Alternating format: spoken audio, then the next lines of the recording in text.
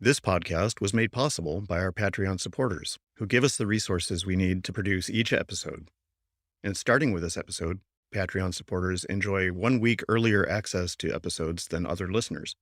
You can join our Patreon supporters at 90milesfromneedles.com/Patreon to get early access to ad-free versions of each episode.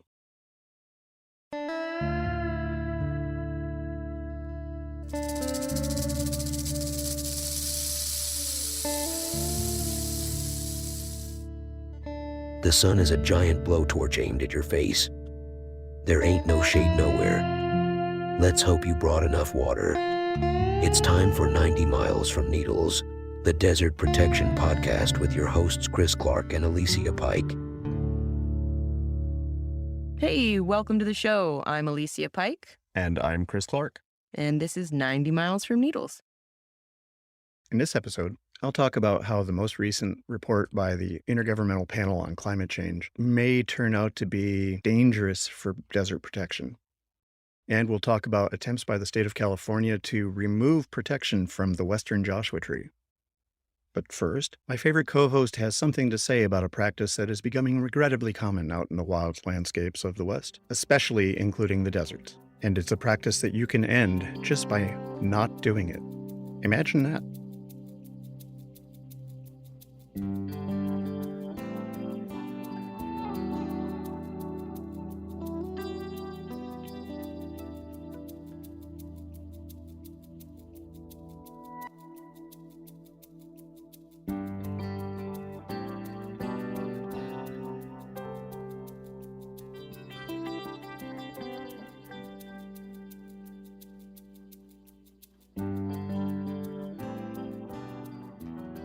I was on a reconnaissance hike working on finding this trail in Joshua Tree National Park because it was likely to be a minimum 8 to 10 hour hike. So needed to take the hike in chunks, figure it out, and then go back out there and do the whole thing, which we eventually did. But on this reconnaissance hike, I'm wayfinding through, I call them boulder bowls because it's just boulders on boulders and the ground is boulders. There's no more sand. You're out of the wash. You're just out there in a world of boulders.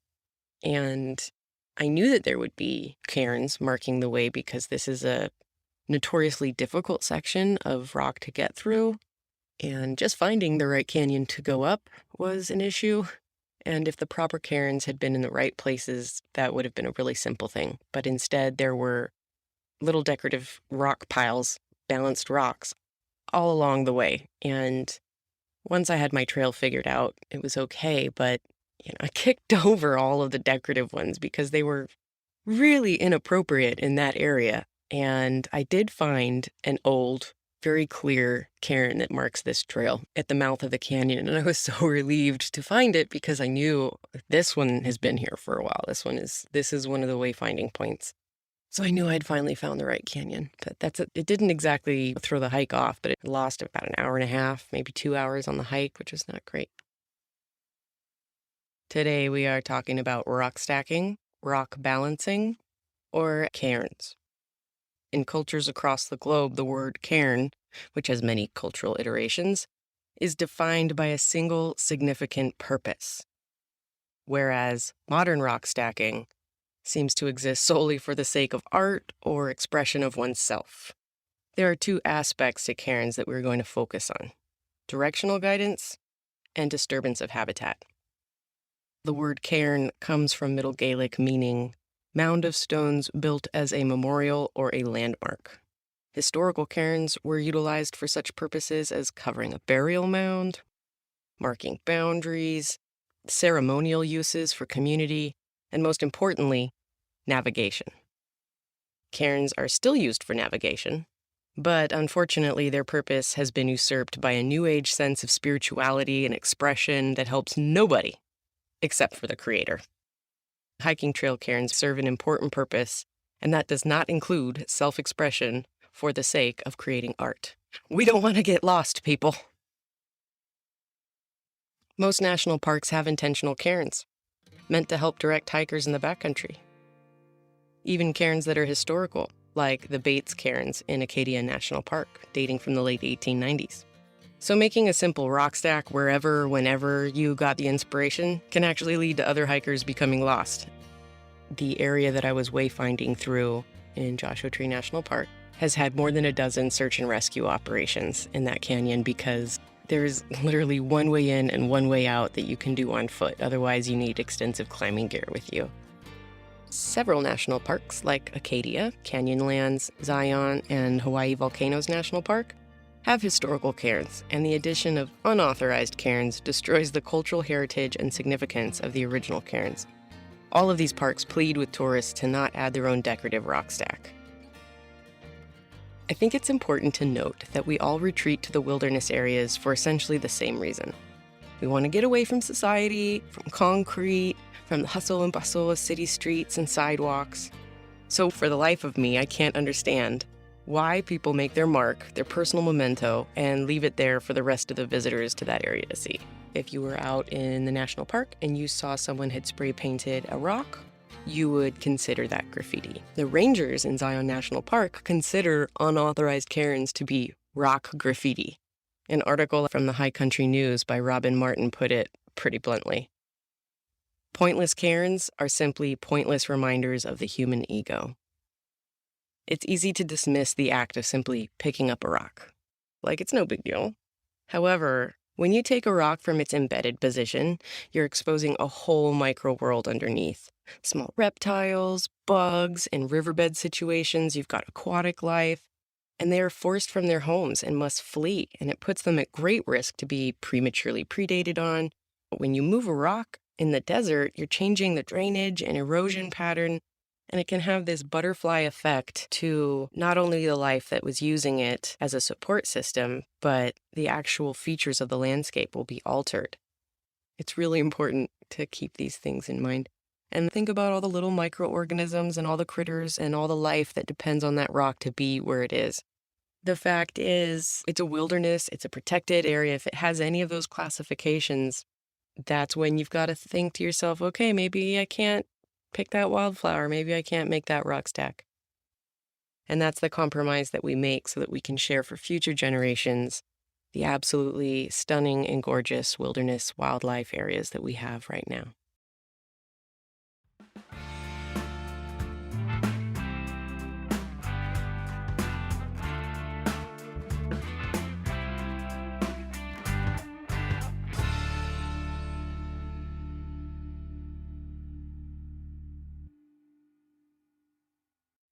A couple of weeks ago, the Intergovernmental Panel on Climate Change, also known as the IPCC, released the third section of its sixth annual assessment report. I've read it. And I'm sad to say it's likely to make it harder to defend the desert. The press coverage of the IPCC is never very detailed, and it often verges on the sensational. But the coverage I saw before I read the report itself implied that while things are dire, there are a few fairly concrete measures that we could take in the next 3 to 5 years to set ourselves on the right course. Now, I came into it with high hopes that those recommendations would recognize the importance of intact desert landscapes in fighting climate change. But I was sorely mistaken. We'll get into why after the break. Here's a 90 miles from Needles public service announcement. Hello, I'm Petey Mesquite, host of Grow We Native from KXCI Tucson. Each week since 1992, I've been sharing stories, poems, and songs about flora, fauna, family, and the glory of living in the borderlands of southern Arizona. Recent episodes of Grow We Native are available at kxci.org, Apple Podcasts, and PRX. The desert is beautiful, my friends. Yeah, it is. Do you have a desert-related podcast or website or newsletter or something similar that you'd like us to promote? Let us know. 760-392-1996. You're listening to 90 Miles from Needles, the Desert Protection Podcast. Don't take your dog on a desert hike in summer. So if you're like me, your eyes kind of glaze over when people bring up the IPCC. And I'm interested in climate change. I'm a climate change wonk. When I was maybe 14 years old, I wrote a letter to the editor of the Buffalo Evening News in Buffalo, New York, warning people of the potential impact of climate change. Nixon was in the White House, and this is long before anyone except scientists and oil company executives knew for certain that climate change was happening. I mean, I've been an environmental journalist, covered climate change since the early 1990s, and talk of the IPCC makes me want to go to sleep. Now, if that's true of me, it may well be true of you as well. So let's just try to clarify things first so that we can reach a basic understanding of what we're talking about without going into mind-numbing detail. The IPCC is the Intergovernmental Panel on Climate Change. It's part of the UN. It is made up of almost 200 member countries, each of which contributes leading climate scientists. The IPCC doesn't conduct research. It doesn't measure climate change. It doesn't keep track of temperatures or precipitation or wind speed or anything like that. What does it do then? Just this. The scientists that work with IPCC monitor the current state of knowledge on climate, mainly made up of peer-reviewed studies published in scientific journals.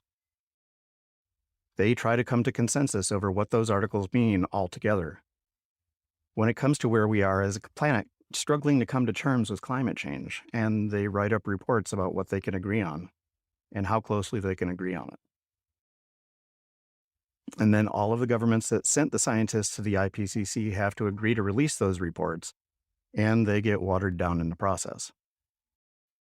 When I say there's government review of those reports, which you could reasonably take to mean government interference in what the reports say, I'm not implying that we need to doubt the conclusions of the IPCC.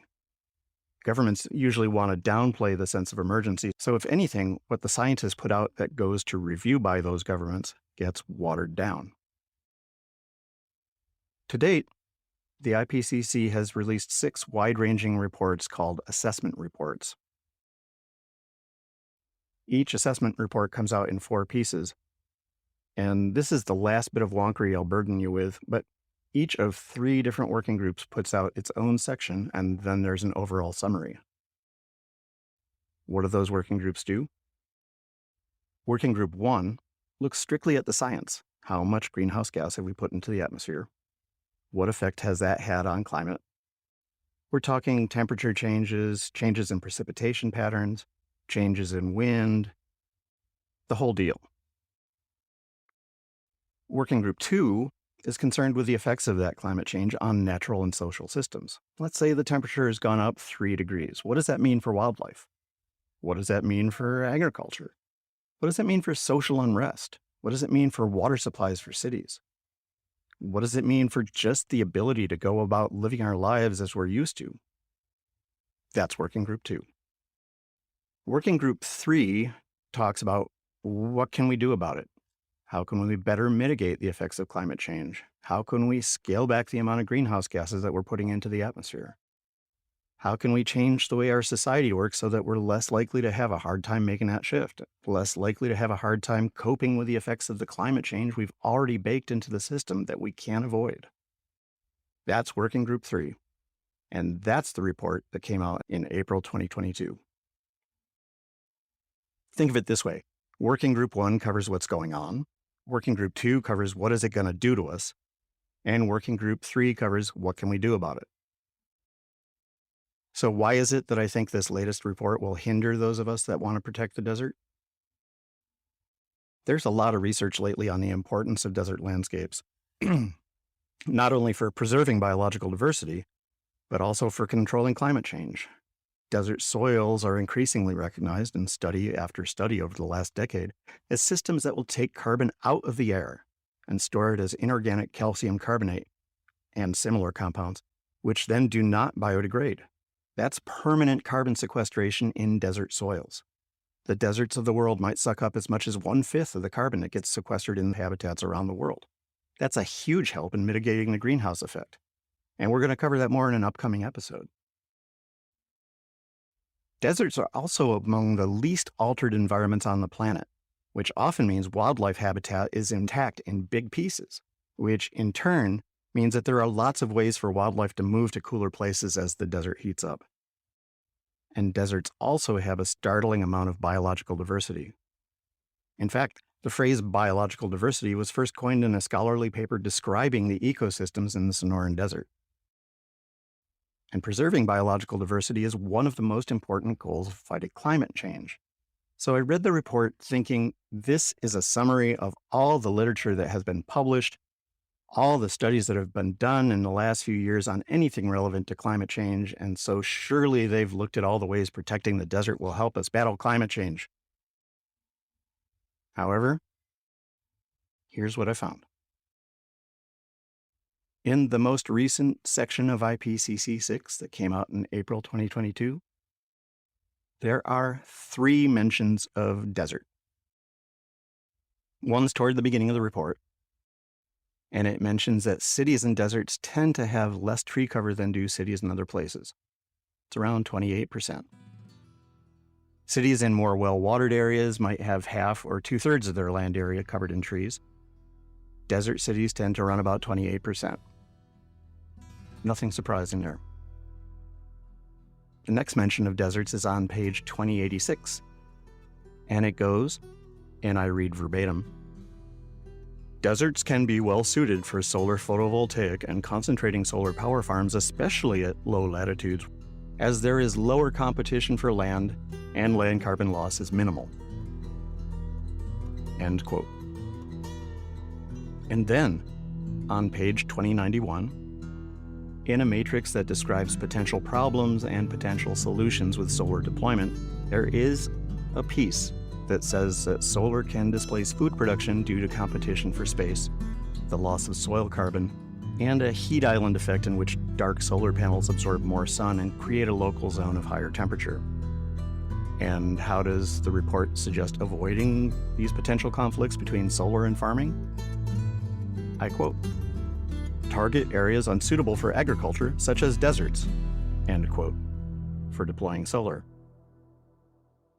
In the meantime, the word desertification is mentioned a solid dozen times in the text of the report, and way more often in the footnotes. Desertification is mentioned at least 4 times as often as deserts in the most recent section of IPCC 6.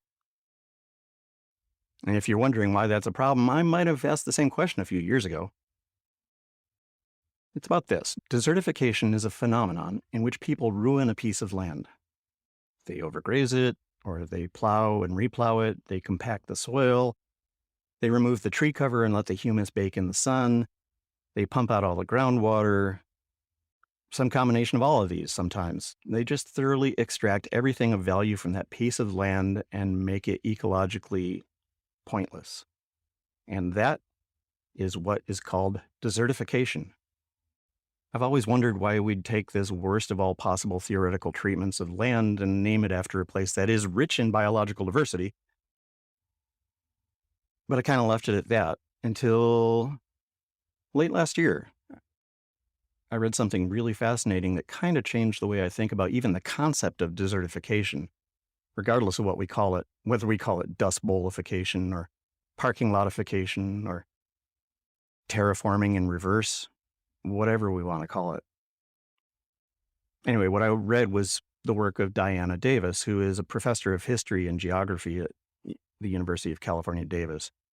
She has a recent book out called The Arid Lands, History, Power, Knowledge. She has a really interesting take on the concept of desertification. Here's a short passage from her book that made my eyes open really wide. Quote, academic research has shown for more than 25 years the estimates of desertification have been significantly exaggerated, and that most of the world's dry lands are not being invaded by spreading deserts caused by deforestation, burning, and overgrazing, as is often claimed. That was interesting. I read a little further. Quote, before the word desertification was coined in the 1920s by a French colonial forester, Western imperial powers had executed many different programs to try to curtail the perceived spread of deserts, and also to try to restore the dry lands to productivity. Underlying those attempts was a complex, long-standing, and primarily Anglo-European understanding of deserts that equated them with ruined forests. Much of the time, the assumption that the world's dry lands are worthless, deforested, and overgrazed landscapes has led, since the colonial period, to programs and policies that have often systematically damaged dryland environments and marginalized large numbers of indigenous peoples, many of whom had been using the land sustainably.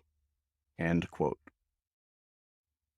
Davis points out that in the mid-20th century, when naked colonialism was kind of going out of fashion, and the French and the English, and even to some extent the Americans, were shedding their old colonial properties and coming up with complicated client-state relationships to keep the same dynamics going in a slightly more politically tolerable fashion, that the concept of desertification was similarly partly decolonized. It was taken up by the newly liberated states in those colonies that had been facing what had been called desertification. And perhaps the preeminent body working to spread the idea is the IPCC's sister agency, the UN Convention to Combat Desertification. Again, we're going to get more into desertification in an upcoming episode, and I'm hoping that Diana Davis will join us on the podcast. But for now, the importance of the focus on desertification in IPCC 6 is just this. Desertification is a mindset in which deserts are seen as problems to be corrected, not as places to be protected.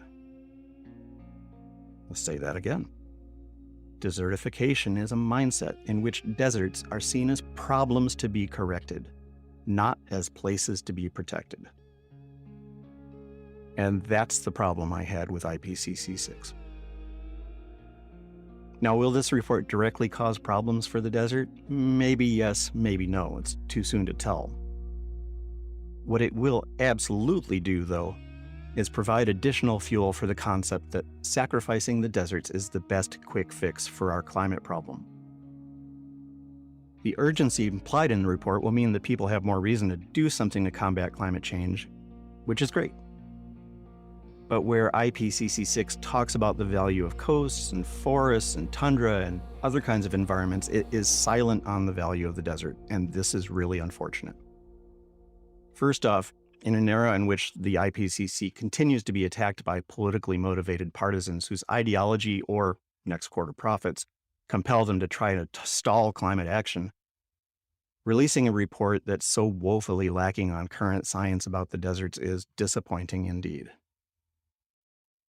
More importantly, though, we already have a society at large that sees the desert as valueless. We have a federal government that sees the desert as the appropriate place to strip mine for essential minerals, to dump the green economy's waste products, and to replace wild habitat with focused renewable energy development instead of developing renewables at the place where the energy would be used, such as rooftops and parking lots and on top of warehouses and landfills and spent salinized farmland, and similar places with not very much habitat value. The federal government in the U.S. has long considered the desert the best place to put large-scale solar, regardless of the impact on habitat. And if we were hoping that the UN, in the form of the IPCC, would step in and provide a rationale to treat the deserts as something more than empty space, we learned otherwise with the release of the IPCC 6 report.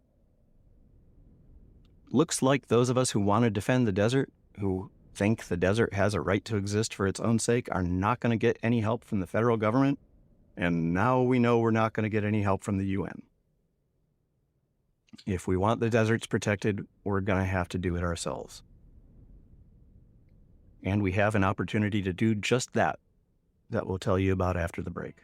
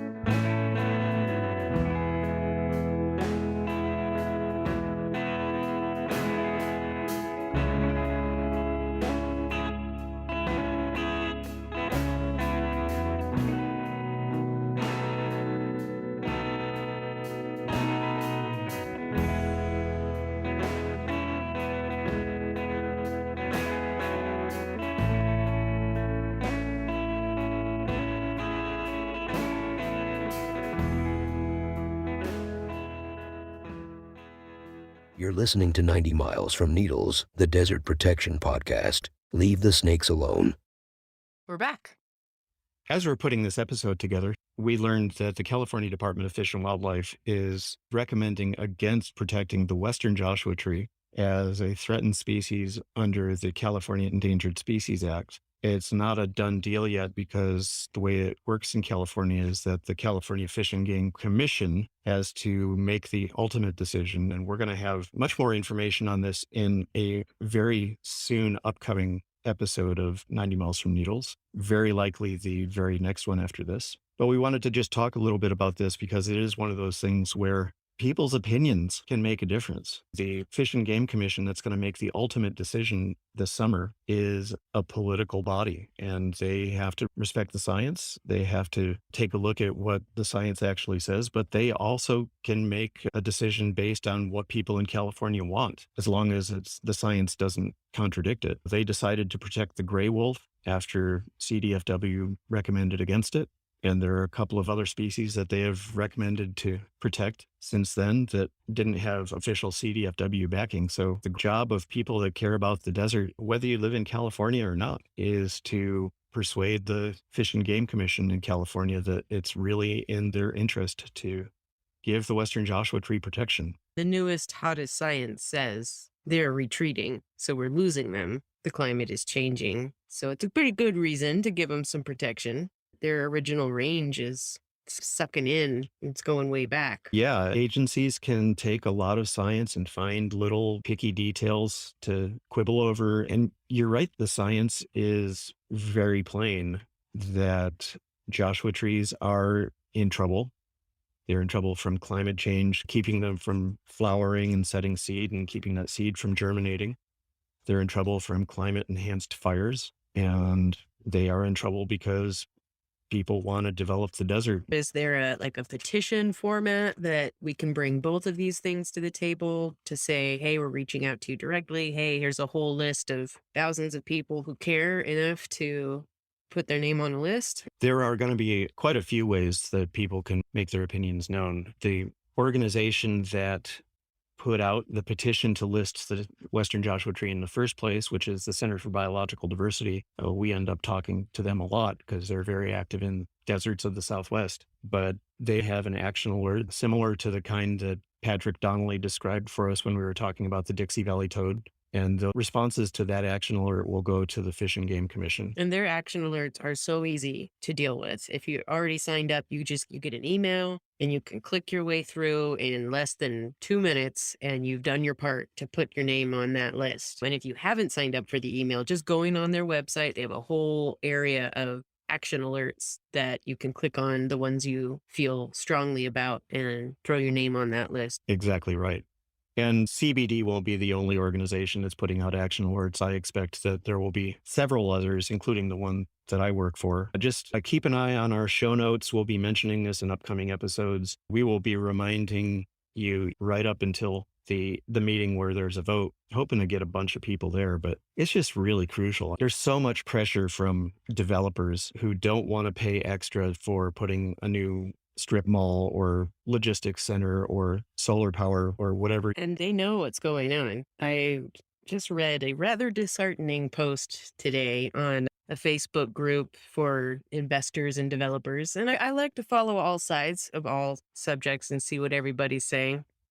But they basically said, this decision is coming up and you better cut your Joshua trees down now while you still can. Yeah. And get it done before it becomes even harder. And I thought that was sad. There's this push rush to just go ahead and cut them down before you have to deal with even more consequences. Why do people move here? That's what frustrates me the most about this whole conversation is that we look at different ecological situations and they've got iconic, emblematic plants or animals that represent the high desert, from Antelope Valley, Victorville, over here, Joshua Tree. This whole area is just known for the Joshua Tree. Big Orange Jeep and Joshua Tree. For me, that's what I think, that they're the banner children of the cool desert icons. And it's like you wouldn't go to Sedona and bulldoze the red rocks to flatten out a place to put your house. I wouldn't be surprised if somebody has actually done that. They do that. But that's the conversation that we're having is Yeah. that why would you move somewhere and then change the very shape and face of where you move? Yep. But that happens. It's tough because we're appealing to people who love nature. And so for us, it's a no-brainer. Yeah, sign this thing. But it's a very large back and forth issue. There are a lot of people who do not give 2 cents about the Joshua trees. It's just another plant. And what's the big deal? It's not a big deal. And I feel like our podcast, if anything, if we could reach someone who could reach someone to just impart a little bit of care about subjects like this, we're winning because there are a lot of people who just pay it no attention whatsoever. And looking at the population of Joshua trees that we have, it's not an infinite resource. They're not thriving. They're slowly dwindling away. The trees have so much that they have to contend with, and we make it so hard for them.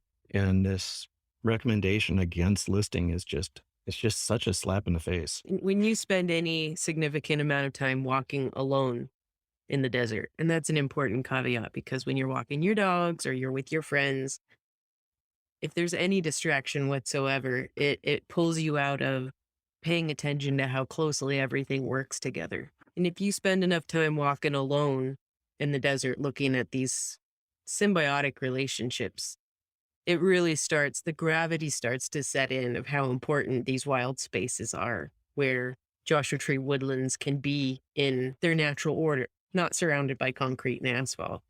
And that's why it's important to send your opinion on this matter, because these trees are going away and they're an integral part of our desert, and future generations, not that far away, won't have the opportunity to walk amongst Joshua tree woodlands. They are in peril. The thing that I keep coming back to is that it feels like a theft from our great-grandchildren. And I really want them to be able to walk through a field of Joshua trees. Maybe there are not going to be any in Joshua Tree National Park in 2150.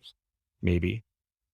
I could be wrong. I hope I'm wrong. Maybe they'll be at the north end of Death Valley, but I want people to have that ability to go see these trees and to know that we did what we could to make sure that they were still around.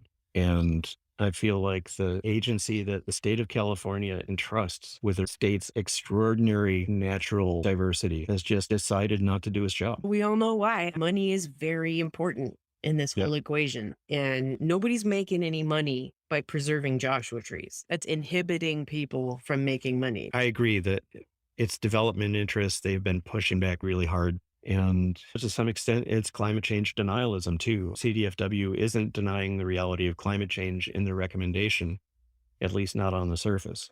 But they are saying it's not that big a deal for the Joshua tree. It's one of those detrimental statements because it is a big deal if we're going to have to recreate the desert later because we've fucked it up today. Yeah. If we've got seed banks across the world where we know we're fucking shit up, so we're going to tuck away seeds in a temperature controlled storage vault so that humanity can tap back into the things that we've lost. And that's a pretty sad mentality if that is the way we're going. But that's not where we want to be with Joshua trees. We don't want to have to pull seeds out of a cache and try and recreate. We should just try and protect what we have. We'll have a lot more information on this in an episode that will come out sometime in May. But in the meantime, if you want to do something before that, you can go to the Fish and Game Commission's website at fgc.ca.gov and skulk around in there, and you will find ways that you can communicate with the Fish and Game Commission. Basically, what we're trying to do is just get as many people to weigh in as possible and make them realize that they have a whole lot of people out there that will have their back if they go against what CDFW recommends. And if they decide to protect the Western Joshua tree after all, that Californians and others who support protecting the Joshua tree will have their back. The 4 Ps, polite, persistent, public pressure. Go out and toot your digital horns, ladies and gentlemen. That's what's going to save the Joshua trees. at this point, despite the best efforts of the state of California to do nothing. Look in our show notes for this episode. It's time for people that care about the desert to rally in defense of one of the desert's icons, and we don't have that much time. Get out your boxing gloves. Get ready to let them know how you feel.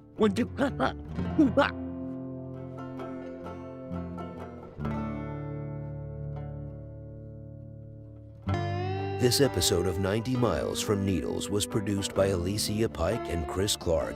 Editing by Chris. Podcast artwork by our good friend Martine Mancha. Theme music is by Brightside Studio. Other music by Slipstream. Follow us on Twitter or Instagram at 90mi from Needles. And on Facebook at facebook.com/90 miles from Needles. Listen to us at 90milesfromneedles.com or wherever you get your podcasts. Don't forget to check our show notes for how you can help save the western Joshua Tree. Thanks to our newest Patreon supporter, Kathleen Case. Support this podcast by visiting us at 90milesfromneedles.com/Patreon and making a monthly pledge of as little as $5. Our Patreon supporters enjoy privileges including early access to this episode and an exclusive Joshua Tree National Park campout in September 2022. Stay tuned for info. Crucial support for this podcast came from Tad Coffin and Laura Roselle. All characters on this podcast always hear, Time's winged chariot hurrying near, and yonder all before us lie, deserts of vast eternity. This is Bouse Parker, reminding you that desertification is a mindset that sees deserts as a problem to be corrected and not places to be protected. See you next time.